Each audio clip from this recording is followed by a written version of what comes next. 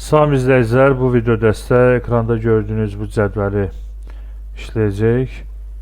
Bunun üçün ilk növbədə cədvəlin aşağısında yerləşən parametrləri, yəni verilən parametrləri həyata keçirək. Bunun üçün Home, yəni Cloud Lent tabına daxil oluruq. Burada font, yəni şrift əmri vasitəsilə yazın şriftini Times New Roman seçirik. Əgər sizdə burada əks olunmasa, bu hissədə Times sözünü yazandan sonra, yəni Times New Roman yazısını gördükdən sonra Enter düyməsini klaviaturadan sıxmanız kifayətdir. Yazının ölçüsü 14 punkt olacaq. Seçdik buradan. Səhifənin kənar boşluq məsafə şablonu narrowdur. Bunun üçün layout, yəni maket tabına daxil oluruq. Bəzi Word-ün versiyalarında isə bu page layout və ya rus dilində razmetka stranica ola bilər. Burada margins poly əmrinə daxil oluruq və səhifənin kənar boşluğunu narrow, yəni uski olacaq rus dilində, yəni seçirik. Bundan əlavə paragraf, yəni home, yəni Cloud Lent tabında paragraf, yəni abzas qrupunun sağ aşağı küncündəki düyməyə vurub burada abzas arası məsafəni 0-0 qoyub və bunu aktiv edirsiniz. Yəni ola bilər siz bura girdikdə, yəni belə olsun, yəni siz hər ikisini 0 edib buraya aktiv edirsiniz. Yəni burada klaviaturada Enter düyməsini vuranda abzas arası boşluq 0 olmasını istəyirəm. Yəni bunu ona görə etdim. Daha sonra bu cədvəlin deməli səhifənin kənarlarında gördüyünüz bu çərçivəni həyata keçirmək istəyirəm. Bunun üçün Design, yəni konstruktor tabına daxil olursunuz. Word-ün köhnə versiyalarında Page Layout, razmetka stranica ola bilər. Page Borders, yəni stranica qranica əmrinə daxil olursunuz və burada xəttin növləri var. Həmin xəttin növünü tapmağa çalışırsınız. Görürsünüz, belə bir xətti. Buradan da həmin xətti tapmağa çalışaq. Bu xəttir, bunu seçdik. Daha sonra Color, yəni cvet hissəsindən Blue, göy rəngi seçirik. Ölçüsü burada zaten bir dənə versiyada verilib. OK düyməsini vururuq və səhifənin kənarlarında çərçivə əks olunur. Eyni zamanda səhifənin orientasiyası albomdur, yəni enli səhifədir. Bunun üçün layout, yəni maket tabına daxil olub. Burada orientasiya əmrinə daxil olub, landscape, yəni albomluya əmrini seçirsiniz və nəticədə səhifəmiz albom formatında oldu. Belə, deməli ilk növbədə cədvəlin üzərində olan bu yazıları yazaq.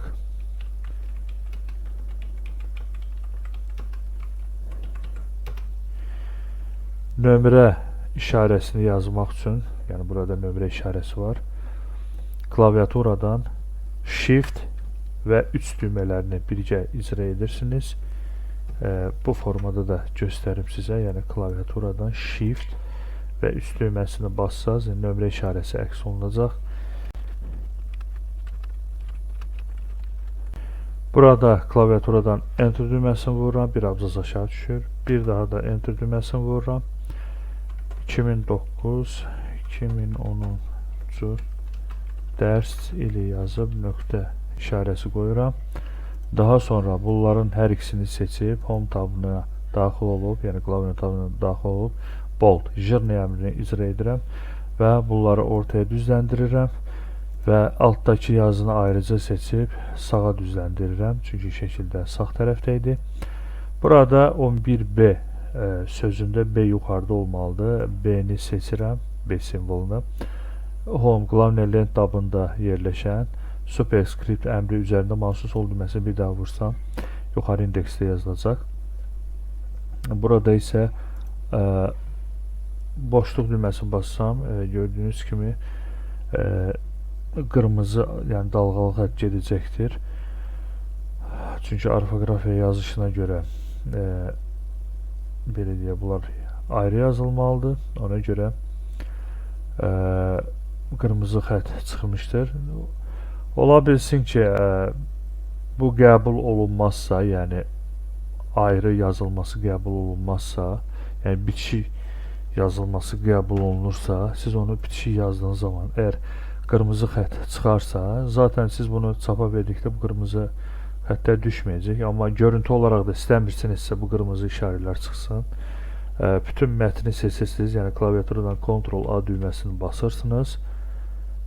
Xatırladım ki, yəni buradan da göstərim, yəni Ctrl və A düymələrini və daha sonra burada aşağıda dil hissəsinə daxil olub Don't check spelling or grammar aktiv edib Azərbaycan latın seçib OK düyməsini sıxırsınız, yəni burada qırmızı xəttlər göstərməyəcək. Bundan sonra burada klaviaturadan Enter düyməsini vururuq.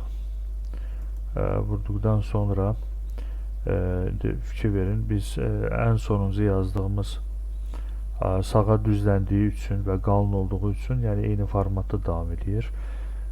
Bunu deaktiv eləyək, yəni sola düzləndirmə eləyək və qalın, yəni bold əmrini deaktiv eləyək və bir dənə də Enter düyməsini vuraq və bu cədvəli düzəltməyə çalışaq. İlk növbədə cədvəli düzəltmək üçün təbii ki, cədvəli təşkil edən sütun və sətirlərin sayını bilməmiz gərəkir.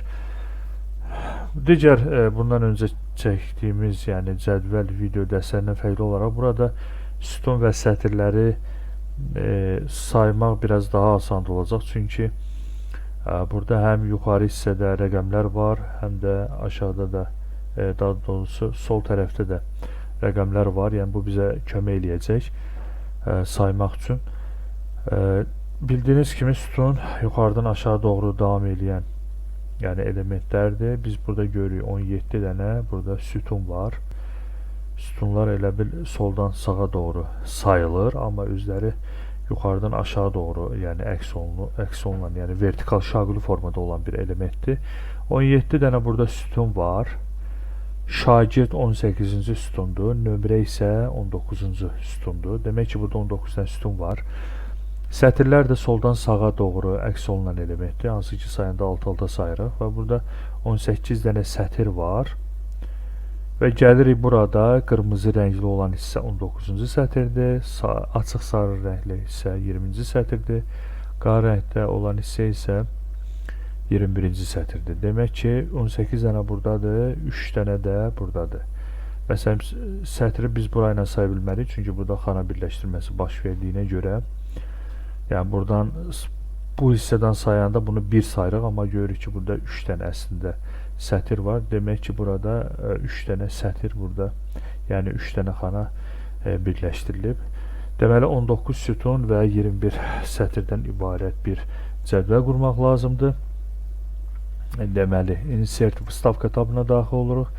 Table tablica əmrinə daxil olub. Buradan Insert Table adlı alt əmri üzərində maus sol düyməsini bir də vururuq. Üstündə tablica olacaq. Və burada Number of Columns bölməsində sütunların sayını, Number of Rows hissəsində isə sətirlərin sayını yazıb daxil edirik. OK düyməsini vursaq, təyin etdiyimiz ölçüdə cədvəl yaranacaqdır və gəlin burada ilk növbədə xana birləşdirmələrini edək. Nömrə yazılan hissədə 3 dənə sətir seçib birləşdirmək lazımdır. Çünki nömrənin qarşısında görürsünüz 1, 2 və 3 dənə sətir var. Ona görə 3 dənə xana seçib Table Layout, yəni maket tabına daxil olursunuz və burada bunu tam ekranda göstərir. Yəni maket tabına daxil olub burada Merge Cells, yəni abidini deyək çək əmrini üzərində mouse sol düyməsini də vurub bu xanaları birləşdirib bir xana edirsiniz. Daha sonra şagirdlər olan hissədə də üçünü seçib birləşdirəcəyik. Çünki görürsünüz 1, 2, 3 dənə sətir var. Burada da 3 dənə sətri, yəni xana olan sətri seçib Merge Cells edirik və xanaları birləşdiririk. Və burada başqa xana birləşdirmə fənlər olan hissədə var, görürsünüz. Yəni 17 dənə sütunu seçib xana olaraq birləşdirəcəyik. Deməli, seçirik bu xanaların hər birini və Merge Cells əmrini, yəni abidini deyək çək əmrini vururuq. Və bundan sonra başlayaq bu yazıları sürətli bir formada yazmağa. Vergül qoyduqdan sonra klaviaturadan Shift Enter düyməsini sıxırsınız və yazırsınız adı, vergül, boşluq, atasının adı. Bu çox önəmlidir. İndi bəzi istifadəçilər burada gəlib görür ki, söz sıxışmır, bunu böyütməyə çalışır belə, yəni bunu etməyin. Belə bir şey edək, daha rahat olsun. Deməli, burada AutoFit, yəni avtopadbor əmri var. Burada AutoFit Contents əmrini sıxsaz, yazdığımız yazının ölçüsünə uyğun olaraq xanaları yığır. Yəni bu formatda başlayacaqsınız yazmağa. Bitdikdən sonra AutoFit window eləsəz, mətn sayəsində görə avtomatik böyüyəcək. Biz hələ ki AutoFit Content rejimində saxlayaq, bu formada dolduraq, daha sonra mətn sayəsinə uyğunlaşdırarıq.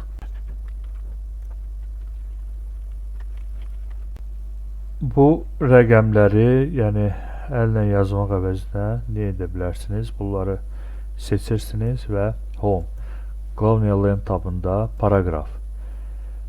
Bunu tam ekranda göstərim. Yəni paragraf abzas qrupunda numbering, yəni numerasiya əmrinə daxil olursunuz və burada bu formanı seçirsiniz.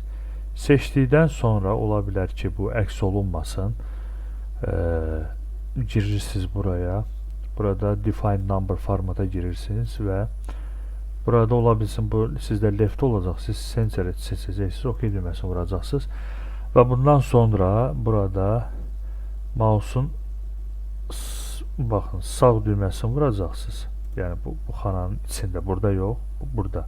Hansı ki bu rəqəmlər əslində qalsa burada var. Sadəcə bizdə göstərmir. Mouse'un sağ düyməsini vurursunuz.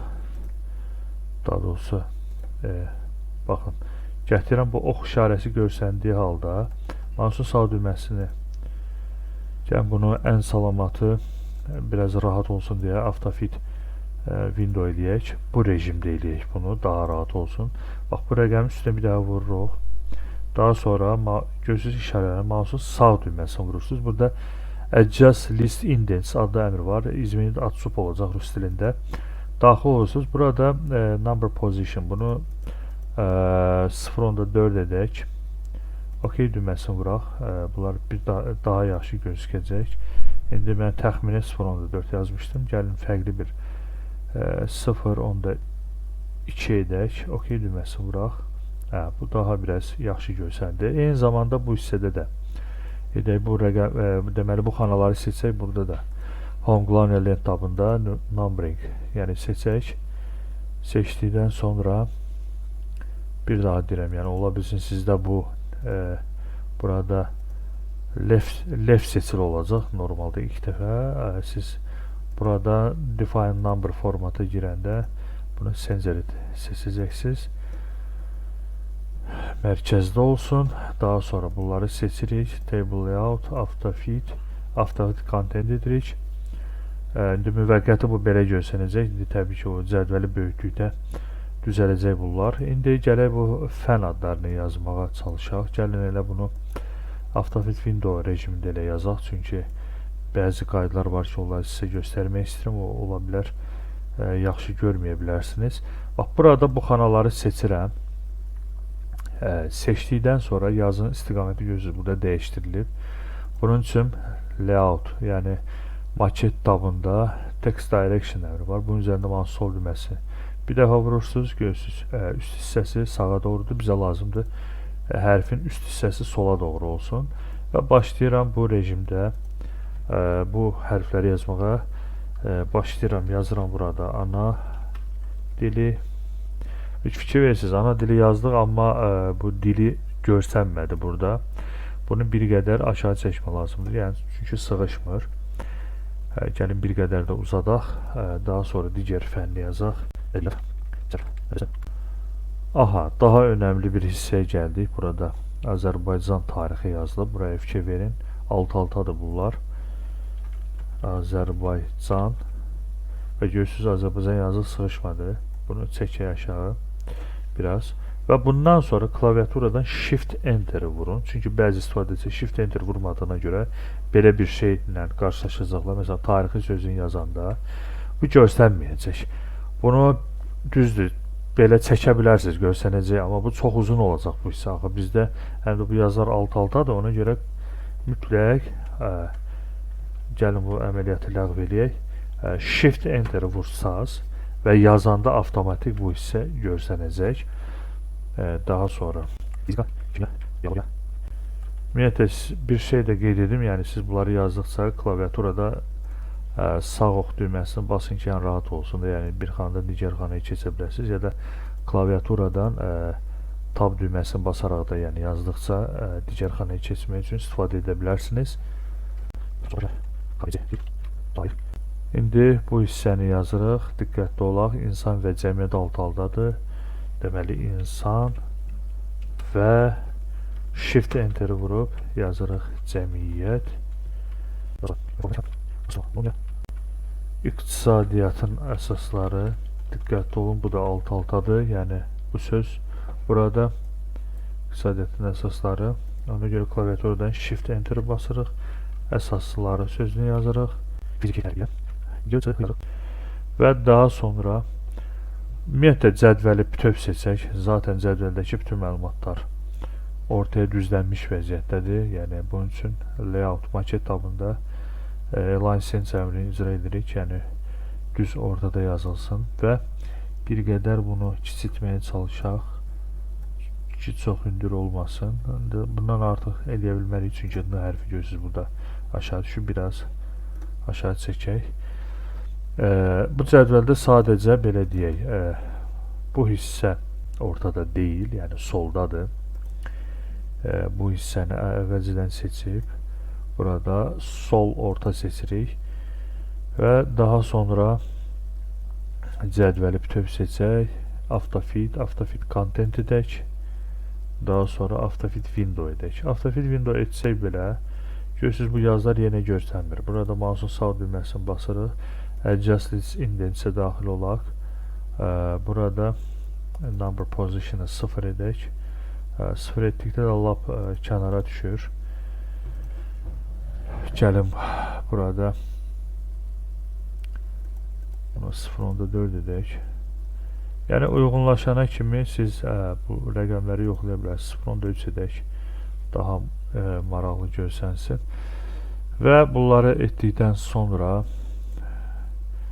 indi bunları seçirik. Bunların ölçüsünü 20 edək. Bunu da eyni zamanda ölçüsünü 20 edək. Ümumiyyətlə cədvəldəki bütün məlumatlar demək olar ki, qalındır. Yəni cədvəli bütöv seçək, bold, yəni jırni əmrini icra eləyək. Lakin adlar və qiymətlər olan hissə qalın deyil. Ona görə də bu hissəni bütöv seçib qalın əmrini pasiv edək. İndi bunları etdikdən sonra görürsünüz, burada dəyişiklik baş verdi. Ona görə seçib Table Layout, AutoFit Content yazıya görə yığaq. Daha sonra AutoFit Window edək ki, çünki bunlar 2 sətr olaraq əks olunmalıdır. Ona görə bundan sonra qalır bizə belə deyək, bu yazıları yazmağa. İndi video uzun olmasın deyə bunları yazmayacağım. Yəni siz özünüz ekrandan baxıb doldurarsınız. Burada digər əməliyyatlar eləyək, rəngləri verək. Deməli, nömrə yazılan xananın içərisinə qoyub, Table Design, yəni konstruktor tabına daxil olub, Shading, zalivka əmri vasitəsilə rəngi qara edirik. Sonra bu xananın içinə qoyub rəngi tünd göy edirik. Daha sonra bu xanaları, baxın, bu xanaları seçirəm. Klaviaturadan Ctrl düyməsini basıb saxlayıb, digər bu xanaları seçirəm. Və bunların da rəngini tünd qırmızı edirəm. Tünd qırmızı etdikdə gördüyünüz kimi avtomatik yazın rəngi də dəyişsə. Əgər sizdə dəyişməsə, Home, yəni qlavin element tabına daxil olub, buradan rəngi ağ edə bilərsiniz.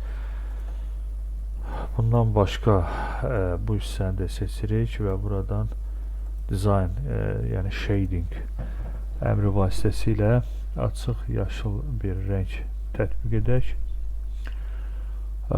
bu formada və bu fənlər olan hissəni də seçib buranın rəngini Mock olursa daxil olaq. Burada другие, yəni цвета. Burada standart bölməsinə daxil olub. Təxminən belə bir rəng seçək. OK düyməsini vuraq. Görürsünüz, bu hərfi biz qalın eləyəndən sonra aşağı düşdü. Ona görə biraz bunu çəkək. Belə sonra fənlər yazılan hissəyə kursoru qoyub rəngi qara edək. Bu xanaları yenidən seçib fərqli bir rəng yoxlayıram. Belə bir rəng tətbiq eləyək təxmini olaraq. Belə videonu bəyəndinizsə like etməyi və kanala abunə olmağı unutmayın. Dostlarınızla da paylaşın ki, onlar da bizim video dərslərdən faydalanıb bilsinlər. Hələlik sağ olun.